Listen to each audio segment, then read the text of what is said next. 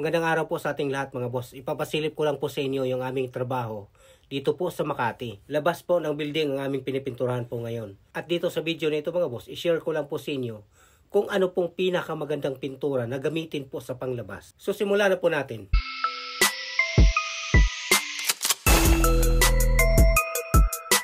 Ang pinakamagandang pinturang panglabas ng building o bahay mga boss ay yung mga acrylic solvent na pintura. Dahil sobrang tigas po nito mga boss kung ikumpara po natin sa mga latex at sa mga elastomeric na pintura. Maraming klaseng acrylic solvent based na pintura mga boss. Isa na po dito mga boss ang E-Plus Acmylux na ating ginamit ngayon.